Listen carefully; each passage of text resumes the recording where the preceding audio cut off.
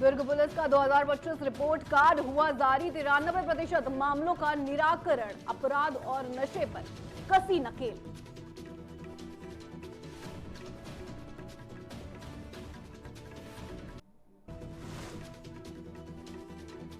आयुष्मान आरोग्य मंदिर में अव्यवस्था। डॉक्टर पर मोबाइल में व्यस्त रहने का लगा आरोप। मरीजों का करना पड़ा घंटों इंतजार।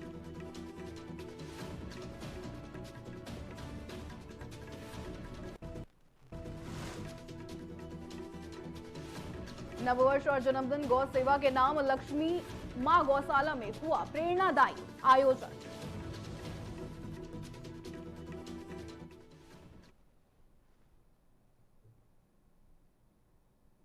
नमस्कार, आप देख रहे हैं न्यूज टीवी इंडिया। मैं हूं आपके साथ स्नेहा सिंह। शुरुआत करते हैं छत्तीसगढ़ की कुछ खास खबरों के साथ। भिलाई के पावर हाउस क्षेत्र स्थित फल मंडी में गुरुवार रात करीब 8 बजे उस वक्त अफरा तफरी मच गई जब श्री कृष्ण फ्रूट कंपनी के गोदाम में अचानक भीषण आग लग गई। देखते ही देखते आग ने विकराल रूप धारण कर लिया और गोदाम में रखा फल भंडारण, पैकिंग सामग्री और अन्य सामान जलने लगा। धुएं और लपटों को दूर से ही देखा जा सकता था, जिससे आसपास के दुकानदारों और रहस्यवासियों में दहशत भी फैल गई। आपको बता दें, घटना की सूचना मिलते ही फायर ब्रिगेड की टीम तत्काल मौके पर पहुंची। जिला सेनानी कार्यालय से 2 दमकल वाहन रवाना भी किए गए, जिनकी मदद से लगातार पानी की बौछार कर आग पर काबू पाने का प्रयास किया गया। जिला सेनानी एवं अग्निशमन सेवा दुर्ग के जवान धनुराम यादव ने यह भी बताया है कि आग काफी भीषण थी, लेकिन फायर टीम की त्वरित कार्रवाई से स्थिति को नियंत्रण कर लिया गया। आग बुझाने के साथ साथ आपको बता दें, लगभग आधे घंटे तक रेस्क्यू ऑपरेशन भी चलाया गया ताकि यह सुनिश्चित किया जा सके कि कोई व्यक्ति भीतर फंसा ना हो। फायर टीम की प्राथमिकता आग को आसपास के अन्य प्रतिष्ठानों तक फैलने से रोकना रही, जिसमें टीम को पूरी सफलता मिली है। राहत की बात यह रही कि इस घटना में किसी भी प्रकार की जनहानि की सूचना नहीं है। प्रारंभिक तौर पर आग लगने का कारण शॉर्ट सर्किट बताया जा रहा है। हालांकि इसकी आधिकारिक पुष्टि जांच के बाद ही हो सकेगी। Shri Krishna food front company, आपको बता दें, संचालक मृत्युंजय पांडे बताएं कि इस आगजनी की घटना में कंपनी को लाखों रुपयों का नुकसान भी हुआ है। उल्लेखनीय है कि इससे पहले भी इसी फल मंडी क्षेत्र में बड़ी आग लग चुकी है, जिसमें 1 दर्जन से अधिक झोपड़ियां जलकर खाक हो गई थी। इस घटना ने एक बार फिर सुरक्षा इंतजामों और अग्नि सुरक्षा उपायों पर सवाल सीधे सीधे खड़े कर दिए हैं। क्या कुछ सूचना मिला? मेरे को सूचना मिला जैसे मैं ड्यूटी आया, हल दुकान पावर हाउस पे आग लगा करके तुरंत मैं अपना ग्रुप को बुलाया, है ना, तुरंत फायर ब्रिगेड लेके, है ना, आकाशगंज का क्या है ये पावर हाउस आकाशगंज में फल पहुंचा। शटर एलोन में खोल के रखे थे, तुरंत होज बिछाया, मेरा कौन गाड़ी पानी फायर करके आग को काबू किया। मेरे को सूचना मिला 8 बजे, राइट 8 बजे। मेरे को यहाँ 10 मिनट लगा पहुंचने से। कितनी टीम आई थी? मेरा टीम आए थे 4 जने। क्या क्या नुकसान हुआ है? इसमें जला, इनका पूरा क्रेट जला है, फल जो रखे तो क्रेट जला है और फल जला है। आग लगने के कारण कुछ पता? आग लगने के कारण वही शॉर्ट सर्किट बता रहे हैं। तो कितने गाड़ी का यूज हुआ है? कौन गाड़ी? 1 गाड़ी। नुकसान तो मैं नहीं बता सकता, यही लोग बता पाएंगे।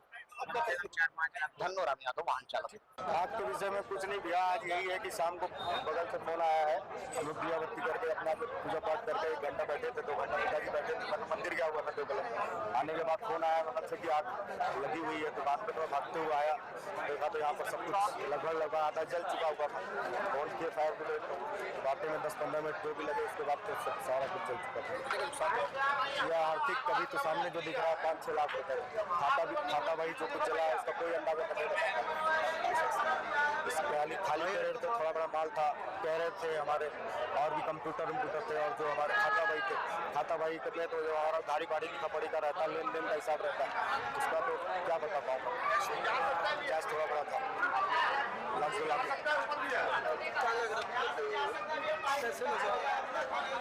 भाई खाली कैरेट रखा हुआ था, कैसे हुआ, किसने लगाया, कुछ नहीं बोल सकता भैया। मैं था ही नहीं इस समय, ऊपर छत खुली हुई थी, कहाँ से लगी नहीं, ऐसी शंका किसी के ऊपर नहीं, सब अपने आपसी व्यापारी बंधु हैं यहाँ। रुक करते हैं अगली खबर का। साल के पहले ही दिन खेत में कांस्टेबल का संदिग्ध परिस्थितियों में शव मिलने से इलाके में सनसनी फैल गई है। शव मिलने की जानकारी आपको बताते हैं जैसे ही लगी, एसपी और एडिशनल एसपी सहित फॉरेंसिक की टीम भी मौके पर पहुंच गई, जहां मृतक के शव का प्रारंभिक जांच शुरू की गई है। वहीं परिजनों से पूछताछ भी की गई है। पूरा मामला बालौद थाना क्षेत्र के टेकापार गांव का है, जहां कांस्टेबल लिकेश पटेल, जो मानपुर जिले में कांस्टेबल के पद पर त्वरित थे, लेकिन वह कुछ दिन से ड्यूटी नहीं जा रहे थे, कि ये अब तक स्पष्ट नहीं हो पाया है कि मृतक की मौत किस कारण से हुई है। कांस्टेबल की हत्या हुई या फिर आत्महत्या है, ये अब तक स्पष्ट भी नहीं हुआ है। हालांकि पुलिस मौत के कारण का पता लगाने में लगातार जुटी हुई है। पोस्टमार्टम रिपोर्ट सामने आने के बाद ही मौत के कारणों का पता चल पाएगा।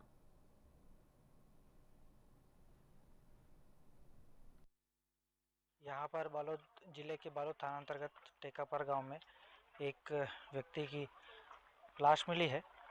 व्यक्ति का नाम था लिकेश पटेल, उम्र 35 वर्ष का था वो, और उसकी पोस्टिंग एज अ कांस्टेबल भोला मानपुर ज़िले में थी।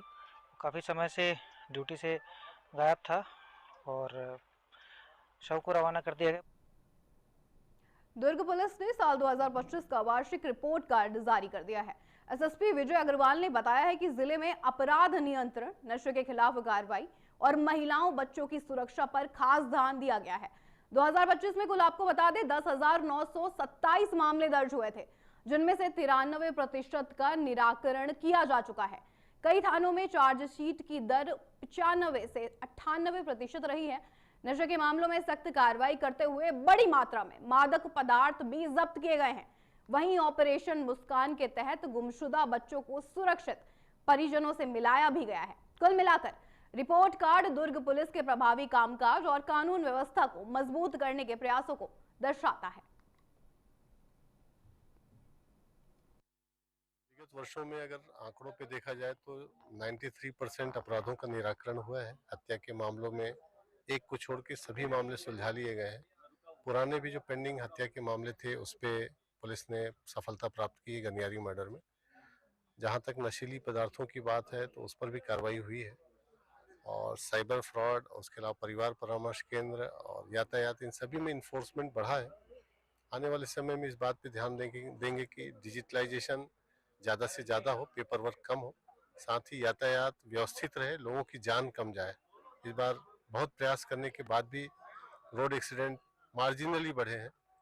अगले वर्ष कोशिश यही रहेगी कि रोड एक्सीडेंट में लोगों की जान कम जाए, इंजर्ड कम हो, और उसकी दिशा में हम लोग हर संभव प्रयास करेंगे। ई कॉमर्स कंपनियों पे इस बार सख्ती बरती जाएगी, उस पर कार्रवाई करेंगे। नई चौकियों का भी कुछ प्रस्ताव है? हाँ, नई चौकियों का भी प्रस्ताव गया है। जैसे उरला में, शंकर नगर में, गया नगर में ये चौकियों के प्रस्ताव तैयार किए जा रहे हैं। कुछ पुराने भेजे भी गए हैं, उनको परस्यू करके चालू कराया जाएगा, क्योंकि जो अपराधों का पैटर्न है, ऐसी बस्तियां जहाँ पे बसाहट ज़्यादा है और आबादी का घनत्व ज़्यादा है, उन जगहों पे क्राइम बहुत ज़्यादा है, और ऐसी बस्तियां जिधर अभी थाने मौजूद है वहाँ क्राइम कम है।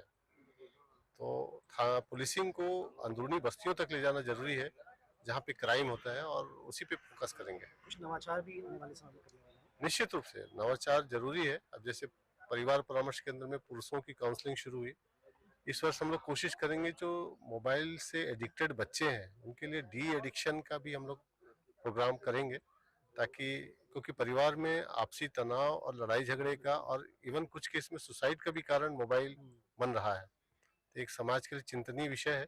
इसमें विषय विशेषज्ञों के साथ बैठ के एक ठोस पहल करेंगे ताकि जिले में एक अच्छी चीज मिल सके। रुक करते हैं अगली बड़ी खबर से, जो कि जांजगीर चांपा जिले के से आ रही है, जहां जिले के सरहद स्थित आयुष्मान आरोग्य मंदिर उप स्वास्थ्य केंद्र में अव्यवस्था का मामला सामने आया है। आरोप है कि ड्यूटी समय में महिला डॉक्टर मोबाइल फोन में व्यस्त रही, जिससे इलाज के लिए आए मरीजों को घंटों इंतजार करना पड़ा है। ग्रामीणों का यह भी कहना है कि मरीजों से ना तो उनकी परेशानी पूछी गई और ना ही बैठने की व्यवस्था की गई है। करीब 1 घंटे तक मरीज डॉक्टर का इंतजार करते रहे। ग्रामीणों ने स्वास्थ्य विभाग से मामले की जांच कर उचित कार्रवाई की भी अब मांग करती है।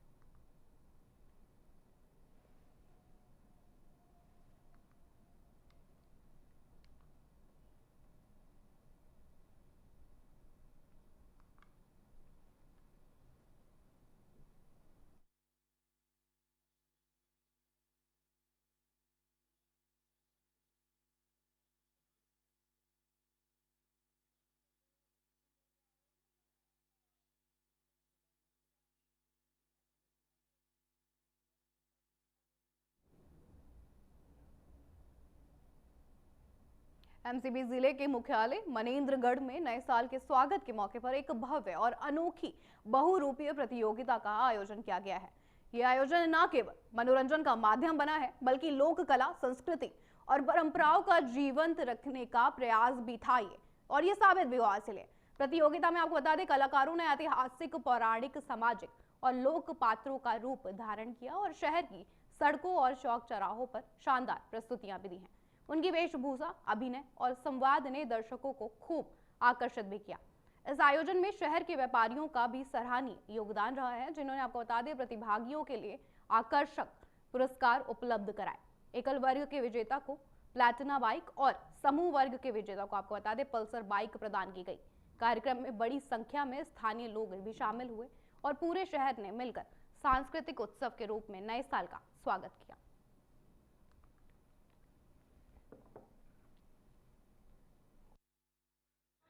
ये मनेंद्रगढ़ के लिए सौभाग्य के विषय है कि हजारों हजार साल हमारी जो पुरानी संस्कृति है, जो बहुरूपिया बनने का है, और ये संस्कृति अब धीरे धीरे विलुप्त हो जा रही थी। इसको एक प्रतियोगिता के माध्यम से यहाँ के सांस्कृतिक मंच के हमारे जो पदाधिकारी हैं, यहाँ के नौजवान हैं, यहाँ के व्यापारी हैं, उन्होंने मिलकर एक बड़ा इवेंट, मुझे लगता है कि ये हमारे छत्तीसगढ़ का सबसे बड़ा इस प्रकार का इवेंट होगा, जिसमें स्वतः स्फूर्त लोग सामान देते हैं, राशि देते हैं, स्वतः से भीड़ आते हैं और 50,000 की संख्या में पूरा शहर में चारों तरफ लोग यहाँ उसको देखने आते हैं।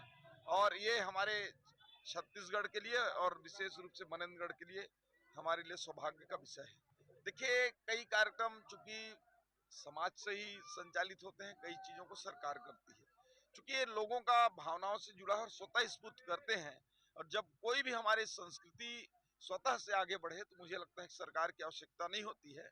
इनके उत्साहवर्धन के लिए आपने देखा होगा कि स्वयं मैं अपने व्यस्त शेड्यूल में से आज मैं भी उपस्थित हुआ, विभिन्न जनप्रतिनिधिगण उपस्थित हुए और उसको समाज की ओर से सहयोग करके करते हैं। और जहां तक समाज सक्षम हो, मुझे लगता है कि सरकार के ऊपर आश्रित नहीं रहना चाहिए, लेकिन जरूरत पड़ेगा तो हम सरकार की ओर से भी मदद करेंगे। लगभग 3 दशकों से मनेंद्रगढ़ शहर में व्यापारियों के सहयोग से एक अनूठा महोत्सव, और मुझे लगता है कि इसकी मिसाल पूरे देश में कहीं नहीं मिलती। जब 31 दिसंबर को हम लोग साल के अंतिम दिन को विदाई देते हैं, यह पूरा महोत्सव जो है नगर के व्यापारियों के माध्यम से पूरे शहर में आपको देखने के लिए मिलता है। और बहुरूपिया महोत्सव के नाम से मुझे लगता है कि मनेंद्रगढ़ की पहचान बन चुकी है। हम इस कला के माध्यम से, इस आयोजन के माध्यम से ये प्रयास कर रहे हैं कि बहुरूपिया कला को हम जो है संरक्षण प्रदान कर सकें, इसको जो है सुरक्षित कर सकें। और यही वजह है कि लगभग 3 दशकों से इस आयोजन को लगातार ऊंचाइयां मिल रही हैं। आने वाले समय में हम गणमान्य जनों के सहयोग से इसको और बेहतर बना सकें।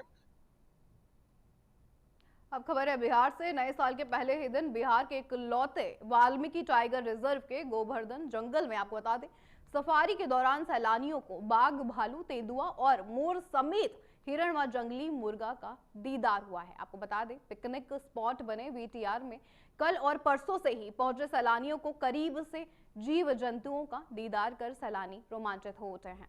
लिहाजा वाल्मीकि नगर का मनोरम दृश्य देख सैलानी एक स्वर में कह उठे, वास्तव में बिहार कश्मीर है, बिहार का कश्मीर है ये वीटीआर। क्योंकि वीटीआर के वाल्मीकि नगर में जंगल सफारी, गंडक सफारी का आनंद लेने हजारों पर्यटक देश विदेश से वहां पहुंच रहे हैं। दरअसल इंडो नेपाल सीमा पर स्थित पश्चिमी चंपारण जिला का वाल्मीकि नगर बिहार के कश्मीर के नाम से प्रसिद्ध है। प्राकृतिक सौंदर्य से परिपूर्ण वाल्मीकि नगर में नए वर्ष में लाखों की संख्या में पर्यटक वहां पहुंचे। वीटीआर में प्रवेश करते ही घनघोर सदाबहार जंगल के बीच का हसीन सफर शुरू हो जाता है, जो काफी सस्ता और रियायत भरा टूरिज्म स्पॉट है। आपको बता दें, एडवेंचर का बेहतर डेस्टिनेशन भी ये बन चुका है। बताया जा रहा है कि नए वर्ष की शुरुआत में आस्था से जुड़े लोगों के लिए जंगल के बीच स्थित मदनपुर देवी स्थान, नर देवी मंदिर, वन देवी मंदिर, जटाशंकर मंदिर, कैलेश्वर महादेव मंदिर और वाल्मीकि आश्रम लवकुश घाट के साथ माता जानकी पाताल स्थल बेहद प्रसिद्ध है, जहां आज दर्शन और भ्रमण करने हजारों श्रद्धालु वाल्मीकि नगर पहुंचे हैं। नारायण नदी जो भारत नेपाल के बीच से बहती है, दोनों देशों की प्राकृतिक सौंदर्य से परिपूर्ण मनोरम दृश्य बनाती है। खास बात यह भी है कि हिमालय पहाड़ से घिरा जंगल नदी के समीप यहाँ पर्यटकों के ठहरने की सरकारी और निजी उत्तम व्यवस्था भी है, जबकि Valmiki Nagar Bihar forest guest house में आपको बता दें वहां ठहरने की भी बेहतर व्यवस्था की गई है। कल कल करती नदियों की पानी के बहते हुए जो वोट की सफारी घने जंगल के बीच जंगल सफारी के दौरान जलीय जीव एवं जंगली जानवरों का दीदार प्रमुख आकर्षण का केंद्र बना रहता है। लिहाजा प्राकृतिक का इतना मनोरम दृश्य देख मन को जहां एक और सुकून मिलता है, वहीं रमणीक नजारों को करीब से देख पर्यटक बेहद रोमांचित हो उठते हैं। तभी तो इस हसीन पल को यादगार बनाने साल में एक बार जरूर यहां पहुंचते हैं पर्यटक।